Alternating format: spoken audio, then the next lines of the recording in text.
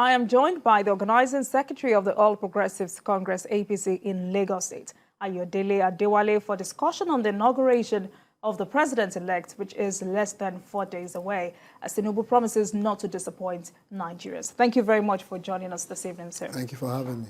Now, let's begin with the countdown to the inauguration of a new government, which is less than 4 days away. How will you describe the mood in the country? The mood is very good. Nigerians are very happy. You can see it all around. And the president-elect is very ready to hit the ground. And we can only expect for the best. All right, so attention has inevitably shifted to the inauguration of May 29. How will you describe the mood or the expectations of Nigerians, rather?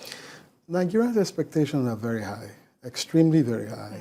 And it's because of the person that is coming to take the the mantle of leadership. They've seen what he has done in the private sector. They've seen what he has done in the public sector, in governance.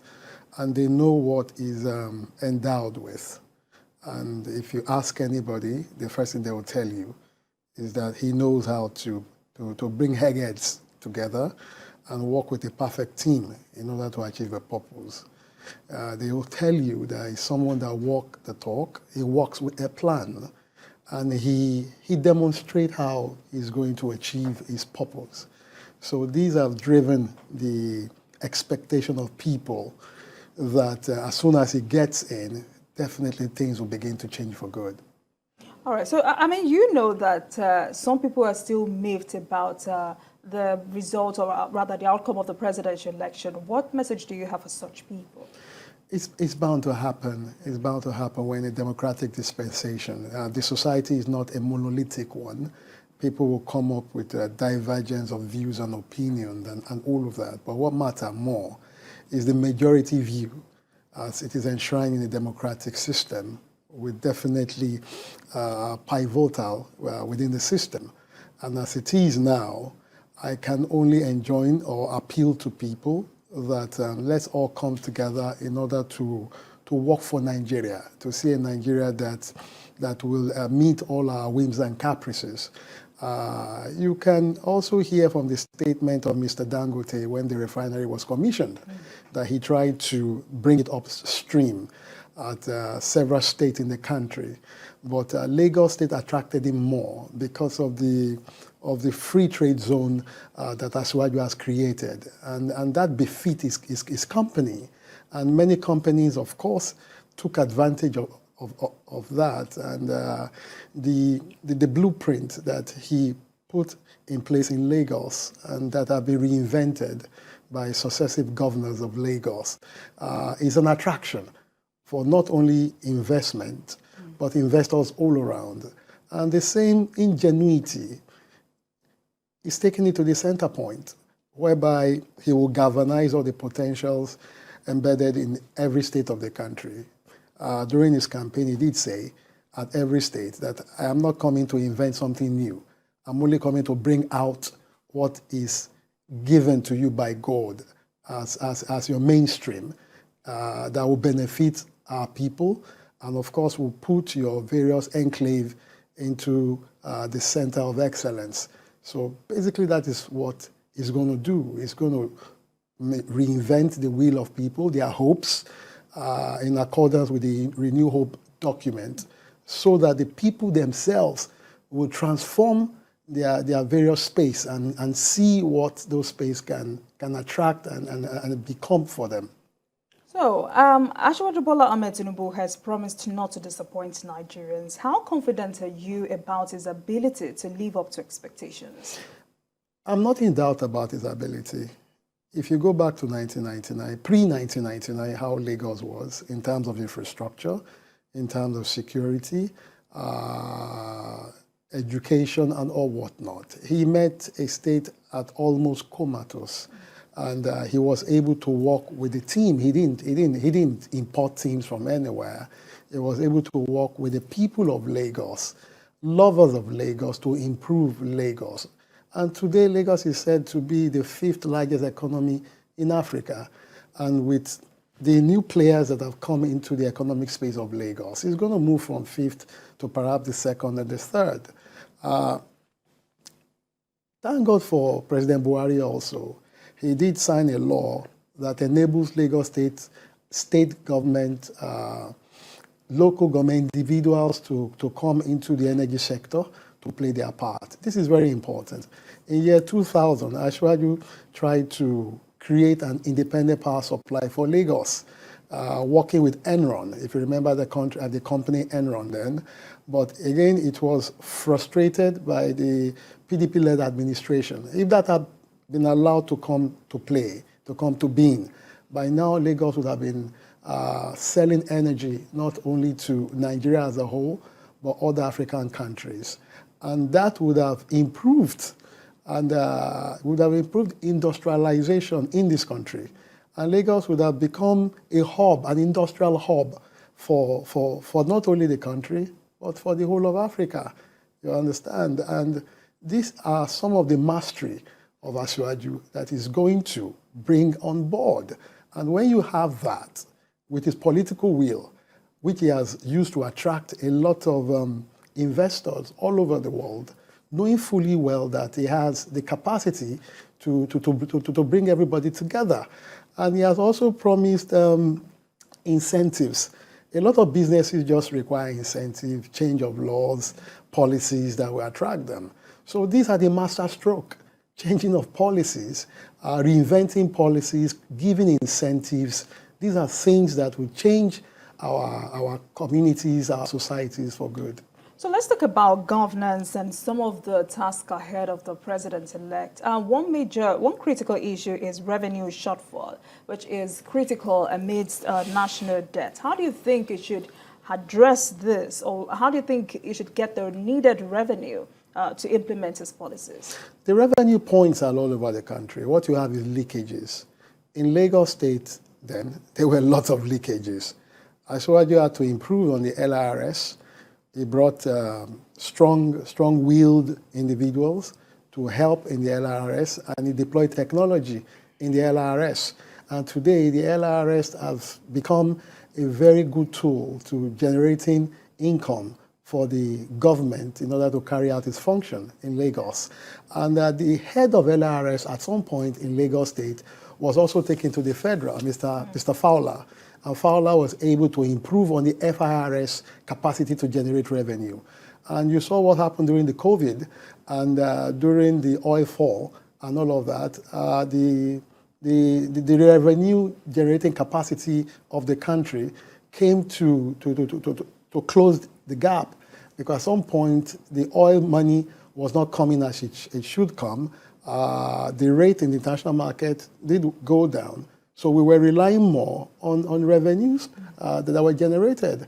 And Asiwaju also has said that he's going to bring in blockchain technology to run the public sector and other sectors in this country.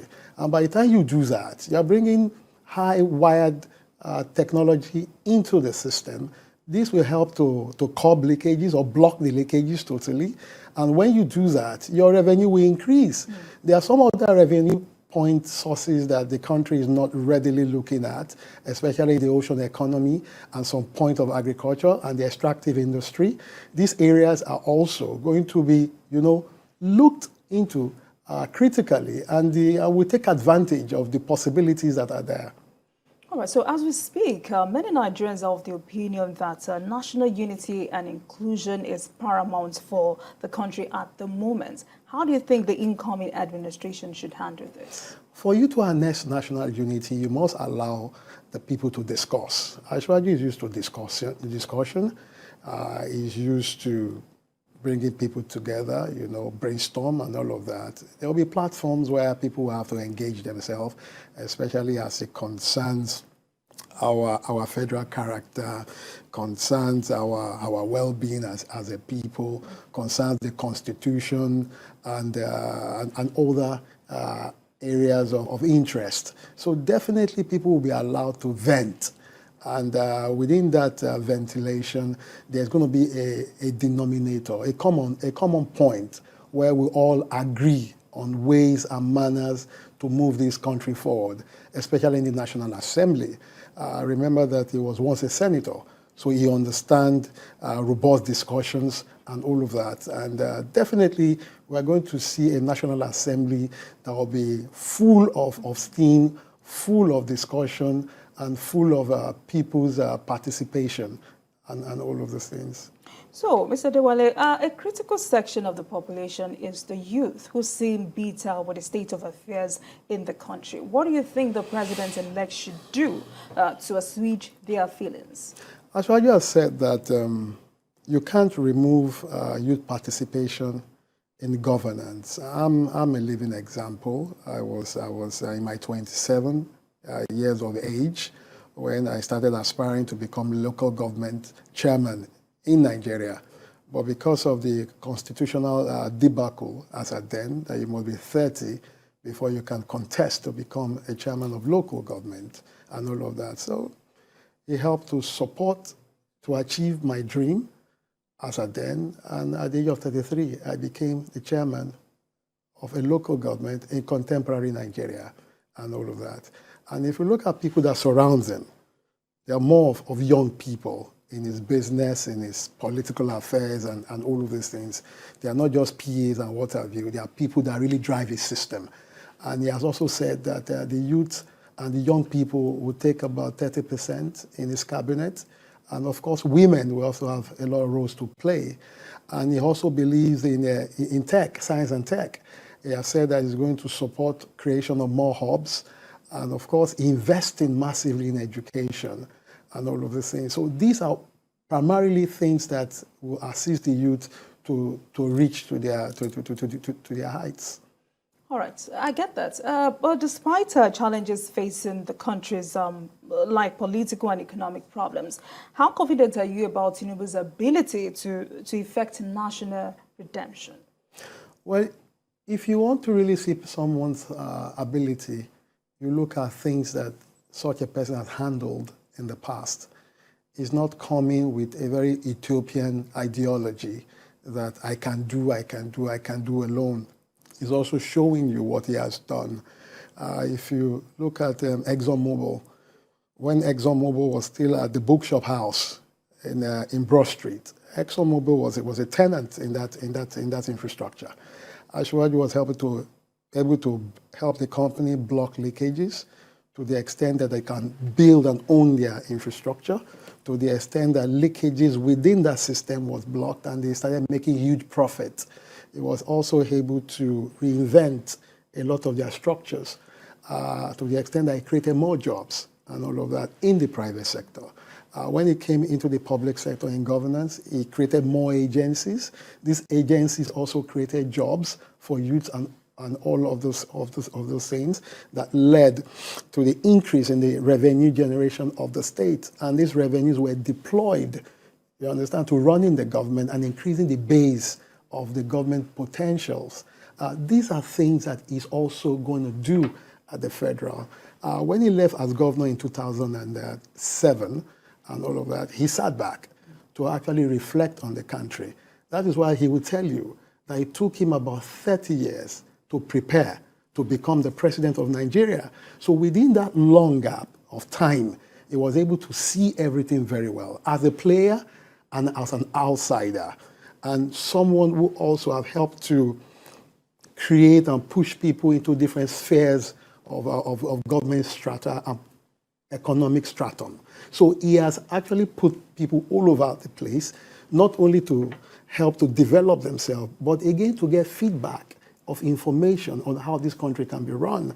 And looking into the diaspora, he has spent a lot of time in the diaspora. He has friends in the diaspora, and he has also consulted with them. So all of this information is bringing together to firm up a perfect document, perfect roadmap, so that as soon as he hit the ground, within the first 100 days of government, you're going to see miraculous changes that will bewilder a lot of these naysayers. And many of them will come back to say that they wished that they had been part of that team. But again, as well, you have a very open heart. These are people that are even going to play the front row in his government. But the major thing is the Nigerian state, how we can all push it forward. He did also play a very tremendous role during the Pro-National Conference Organization, PRONACO, led by Chief Anthony Enahoro of blessed memories, and deputized by Professor Wole Soyinka, and vice by Dr. Bekorans of Kuti. I was a liaison officer of PRONACO, and a lot of things was discussed at the PRONACO platform. I know he has the PRONACO document also. That is why some of us believe that the vision of our founding fathers is now in his custody. Is the custodian of that vision, and is going to embed and fuse that vision with contemporary modern ideas in order to take Nigeria to a height that we all wish it for. And Nigeria becomes the giant of Africa once again. So let's talk about peace, which is crucial after the 2023, divisive 2023 election. How do we as a country, as individuals, as stakeholders, ensure a sustained peaceful coexistence in the country? It's to improve capacity. Ashwaji did say that the numbers of officers and men that we have in our various security agencies is not enough. When you equate it to over 200 million Nigerians that we have in the country, it is very abysmal. So he has said that he's going to push it high, very high. One, to create jobs. Two, to also have enough people that can man various outposts to create effective security. He has also said he's going to invest in technology for our security well-being. He has also said that many of these security equipments will be produced in Nigeria in order to have it more readily available. He's also working with so many countries around Nigeria, especially the Chad and Niger and all of these people, talking with them and all that. Recently, Tony Blair did promise in his visit about 2 days ago that he's ready to work with him. Many other heads of states and the countries of international repute have also pledged their support for Nigeria. A lot of Nigerians that have made wonderful marks in the area of security outside Nigeria are also coming to support us. And remember that when he was the governor of Lagos State, he created a very sustainable security structure in Lagos, the RRS. And he also plugged the Security Trust Fund to it. So it's not just the Lagos State government funding security activity in Lagos, but the private sector are also investing massively in the funding of security. It's everybody's business. So these ideas is taken to the center. And you also have promised training, because you need to train a lot of our security operatives to conform to social realities and civility and the respect of the rule of law. So all of these integrals will come in play for effective security.